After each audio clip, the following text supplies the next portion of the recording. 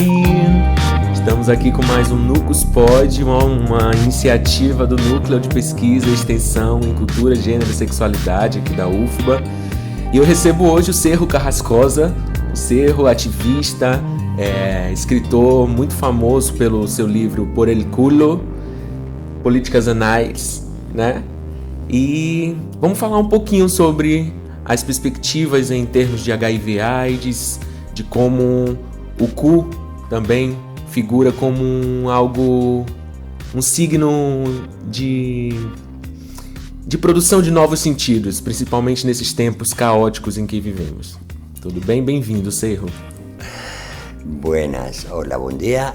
Bueno, el culo no produce sujetos, no es algo moderno. El culo lleva mucho tiempo produciendo un sujeto, pero es un sujeto de un cuerpo abyecto, un cuerpo que se niega, un cuerpo que se excluye, un cuerpo que se margina. El culo parece que es esa parte del cuerpo que por otro lado es muy necesaria, de las más necesarias en nuestro organismo, pero que está negado al placer, y sin embargo el culo da placer. ¿Qué pasa con la gente que tiene placer con el culo? Pues que de repente está condenada muchas veces y durante mucho tiempo a la muerte, está condenada a la cárcel, está condenada a la exclusión, a la marginación. Curiosamente nunca está condenada al silencio, siempre está muy marcada y muy delimitada y se sabe dónde está. Quien usa el culo para el placer siempre va a estar visto como un peligro, ¿no? Me parece que es algo que es peligroso. De hecho, muchas veces el culo también se convierte en un arma de doble filo, ya que quien lo usa y disfruta es condenado, pero la persona que no lo usa y disfruta tiene mucho miedo a usarlo, no sé a qué disfrute, y eso le puede condenar a pasar al otro lado otra vez a un usuario del culo. No es respetable, es alguien con el que hay que mantener una distancia. Sim. Tem uma relação direta entre a pandemia do HIV/AIDS também e uma certa política de demarcação e de espionagem do cu, digamos assim, né? Que você poderia dizer sobre isso? O que você acha interessante dividir para a gente? Bueno, el culo con la modernidad pasa a ser un objeto también de estudio, no el culo, los usuarios del culo como forma de placer. Desde la fisognomía, es una ciencia que en el siglo XIX se pone muy de moda, se empieza a estudiar mucho cómo son las personas delincuentes, ¿no? Y por su característica física, es curioso. Entonces hay grandes estudios donde se investiga cómo es un anarquista. Entonces por la cara dicen, este es anarquista para ellos es igual a terrorista, ¿no? Sí. Entonces dicen, tiene una oreja más alta que la otra, la nariz es más grande, un ojo más pequeño que el otro. Y es curioso cómo se empieza a estudiar el personaje del homosexual también por sus características físicas, ¿no? Para intentar buscar una verdad en el cuerpo que diga qué es lo que hace esa persona homosexual. Entonces Lombroso, que es un gran fisonomista del siglo XIX, un fascista redomado, por supuesto, dice que el homosexual primero tiene los dientes muy pequeños, muy desgastados, porque ha chupado muchos penes. Entonces eso ya le ha hecho que los dientes le queden muy pequeñitos. Aparte de que su cuerpo es afeminado, no tiene vello, no tiene pelo. Cuando estudia el culo dice que el culo lo tiene siempre en forma de embudo invertido, porque es tanto que lo que le han penetrado que ha quedado así. Entonces eso se supone que era la ciencia del siglo XIX. La ciencia del siglo XX y la ciencia del siglo XXI también hace barbaridades de esas, no nos engañemos, la ciencia no es una verdad absoluta y está al servicio del poder siempre, así que tenemos que tener cuidado con eso del rigor científico. Entonces es curioso como el culo en el siglo XX a finales, con la pandemia del VIH-Sida, vuelve a construirse como un espacio mucho más peligroso todavía. El culo parece que ya es el castigo, es por el culo por el que se puede morir. En el culo es donde se inocula un virus, nunca mejor dicho, y ese virus es un virus que te lleva a la muerte, ¿no? Entonces el culo es cobra otro, no sé cómo decir, otra simbología todavía peor que la que existía hasta entonces. Si antes el usuario del culo era el vicio, por ejemplo, alguien que le gustaba mucho el placer, alguien que no cumplía las reglas sociales, las reglas sexuales, a partir del VIH-Sida el culo se convierte en un arma, digamos, en un arma que es de destrucción, pero es de autodestrucción, y que también puede ser un mecanismo de contagio. Al ser mecanismo de contagio, ese arma hay que controlarla, hay que vigilarla. De hecho, por ejemplo, con la respuesta al VIH-Sida en muchos sitios, era a que la gente que tenía VIH-Sida, o a los maricas, a los maricones, a los usuarios normales del culo, se les condenaba a cuarentena. Caso de Cuba, por ejemplo, sí. Ahí se decían, si rodeamos a toda la gente, lo sacamos de la sociedad, evitamos el VIH. Una estupidez, como otras tantas en la vida. Pero el culo sí que empieza con el VIH-Sida, empieza a ser ya verdaderamente algo que es como un dispositivo en el que hay que tener mucho cuidado, porque es un dispositivo que puede disponer la enfermedad y la muerte. Había un chiste que decían que las palabras SIDA significaba sácamela inmediatamente de atrás. Era una especie de chiste, pero que curiosamente era un chiste que te hacía pensar, ¿no? Decía, sabemos por dónde entra el SIDA, el VIH, ¿no? Entonces hay que tener como mucho cuidado con el culo. El culo es un espacio, además, que garantiza, el que esté cerrado, garantiza la virilidad. Es muy importante, ¿no? Un culo que, si estás dando por el culo, parece que tú ya has dejado de ser hombre. No es que hayas dejado de ser hombre, sino que has dejado de tener esas connotaciones que tiene la masculinidad. Sí. Sabemos que Alejandro Magno, Julio César, Ricardo Corazón de León, por poner algunos de los ejemplos de guerreros, prototipos de la virilidad y la masculinidad, se daban por el culo, nos consta. Y entonces parece que no tiene nada que ver. Sin embargo, en el imaginario machista, en el imaginario de la masculinidad, el culo es algo por donde se puede perder la masculinidad, la virilidad, y sabemos que eso es un estatus, es un privilegio, y perder ese privilegio es muy peligroso. De hecho, uno de los insultos que se utilizan para los maricones, hay muchísimos por supuesto, uno es porculizado, dado por culo, es ya como que cuando le ha pasado eso, pasas a tener otro estatus que ya es inferior socialmente. Digamos que te has colocado en el lado femenino, en el lado de la mujer. Sí, sí. Un cuerpo penetrable es el que marca el género. Entonces es curioso cómo no solo marca el género, sino que con la aparición del VIH-Sida ya marca también el riesgo, la muerte, ¿no? Cuidado por ahí, que si te la meten, te mueres.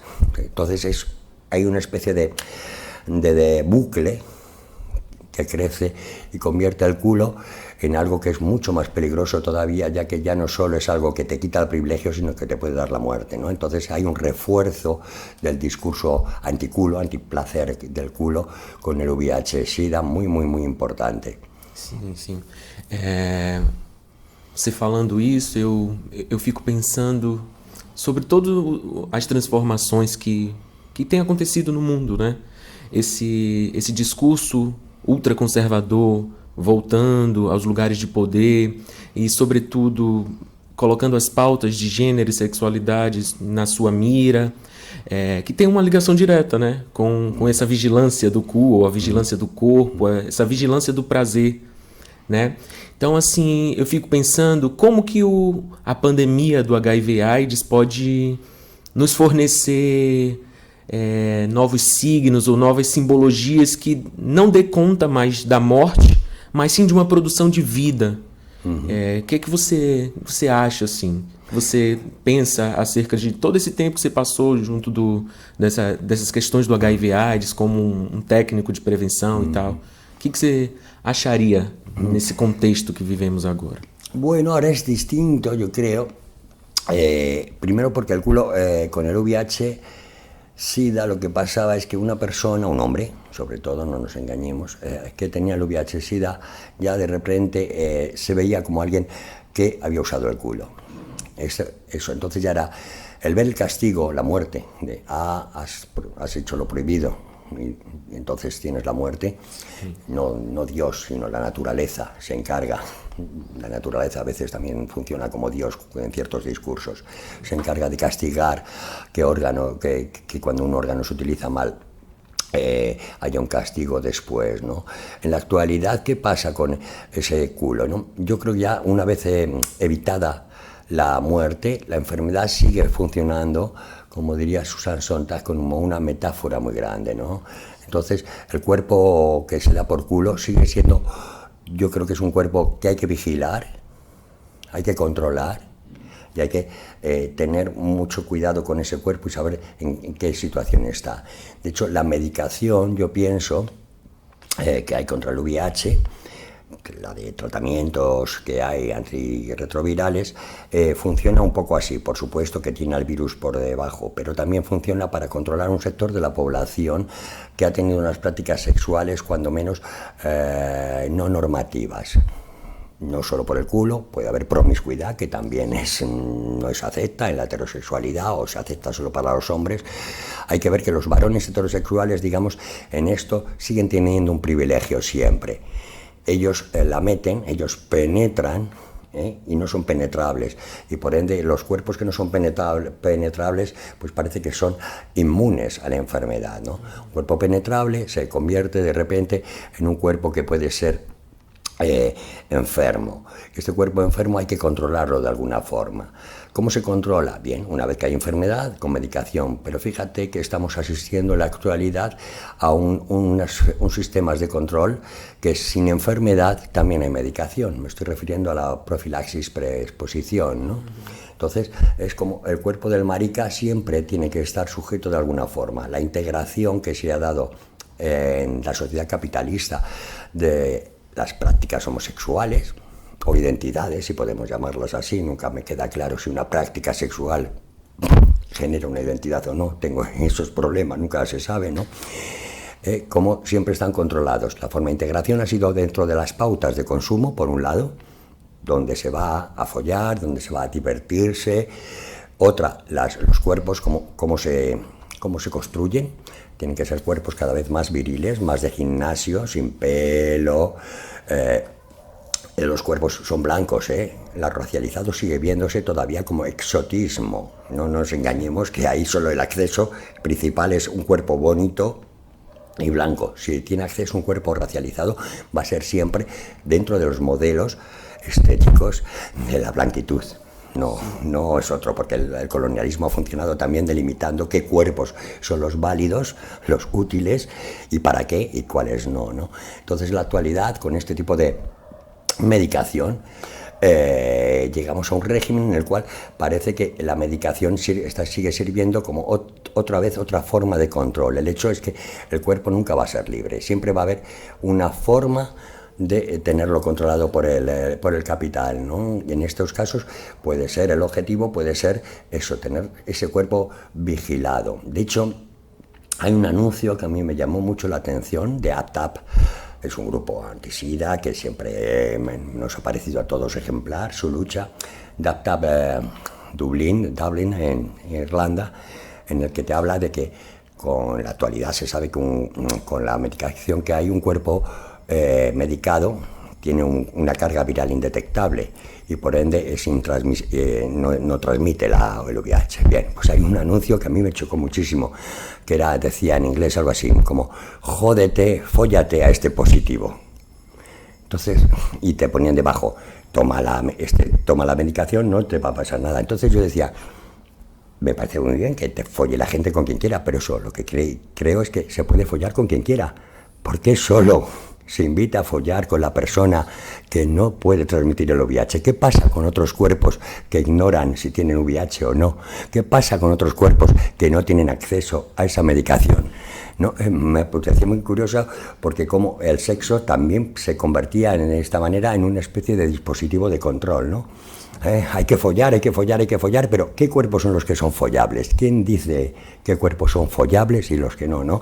Pues es otro mecanismo también de decirte, este cuerpo sí es follable, es sano, no transmite, ¿no? Y sin embargo, ¿qué pasa con otros cuerpos? ¿Por qué no son follables? ¿Quién dice que no lo son? ¿Dónde está esa regla? Es muy curioso porque aquí como se hace desplazamiento, yo creo, de buscar la sexualidad como algo grato, que lo es, por supuesto, a veces sí, a veces no, tampoco nos engañemos, no, para utilizarla como una especie de reclamo publicitario para crear una nueva subjetividad de ciertos cuerpos que son los follables y los no follables, y cómo ha habido una evolución en la cual el uso de los medicamentos ha convertido que un cuerpo sea, no ya que no enferme, que me parece muy interesante, sino follable. Entonces se deja de lado otros cuerpos que no toman esos medicamentos, igual porque quieren, tienen todo el derecho, igual porque no tienen acceso, tienen todo el derecho, pero igual no son follables porque no corresponden tampoco a la estética de los cuerpos que son follables. No nos olvidemos que hay una tiranía, hay unos modelos muy estándar de belleza y de cuerpos follables, ¿no? Entonces, la gente gorda, la gente con diversidad funcional o incluso gente racializada, ¿eh? La racialización puede funcionar como dentro del exotismo, como atracción, pero también como exclusión, ¿no? Entonces, me parece muy curioso eso, cómo ha habido una evolución, eso en el cual yo no hablaría tanto de... se sigue hablando de cuerpos condenados a muerte, ya no, sino cuerpos condenados al control. La única forma de vida que te dejan es siendo que tu cuerpo esté controlado, que también es una forma de muerte en vida. Sim. Eu fico pensando bastante, porque eu sou corpo positivo, e como que esse discurso ele afeta diretamente a nossa subjetividade, né? Para além de ser uma construção biológica, digamos assim, há um vírus dentro do meu corpo, mas há sobretudo um imaginário social, uma criação de um signo que talvez adoeça mais do que a própria infecção em si. E fala um pouco disso mesmo, de que você diz, né? Foda esse corpo positivo. Então, a gente anda bastante, mas esses nossos corpos, maricas, viados, bichas, racializados, segue sendo o tempo inteiro controlado, né? Não é possível pensar em formas de liberdade dentro de uma perspectiva macro, porque os nossos corpos estão o tempo inteiro nesse lugar de controle, né? E aí eu tenho pensado muito como a gente pode estabelecer novas formas de se encontrar, sobretudo, para continuar vivendo, né? Vivendo em redes afetivas, ressignificando esses signos que nos impuseram ao longo desse processo colonial de construção de um inconsciente colonizado, e que a gente possa se liberar diariamente, né? E produzir novos signos. Então eu tenho pensado, para além de algo que já foi muito dito na década de 80, em corpos aidéticos, né? O corpo aidético estava nesse lugar de marcação. E agora, com um exercício meio literário e, digamos assim, de escrita mesmo, criativa, tenho pensado em aid, ético.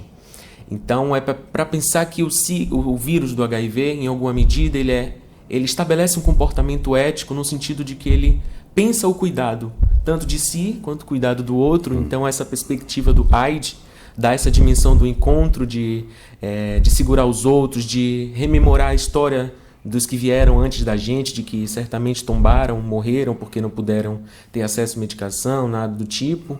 E ético porque leva a nosso corpo, que foi controlado, que está controlado, que é apontado como um corpo perigoso, infeccioso, virulento, leva a gente a produzir um outro signo de encontro que não mais o da morte, mas sim o do encontro e de produção de vida mesmo, assim. Então tenho pensado muito por esse lugar e é isso, assim. O que você pensa dessa construção? Bueno, no está bien y es muy deseable, pero no creo que la construcción del cuerpo infeccioso, infectante, el cuerpo marcado, lleve a otras pautas de conciencia del cuidado de sí y de los demás, no necesariamente. sé de cuerpos que les da igual, ¿no? El capitalismo nos ha subvertido mucho y estamos integrados de muchas formas, con lo cual es muy difícil romper el individualismo consumista e individualista que nos meten, ¿no? Me consta que sí hay gente que le sirve como una especie de catarsis, de situarse en otro espacio en el mundo, ¿no?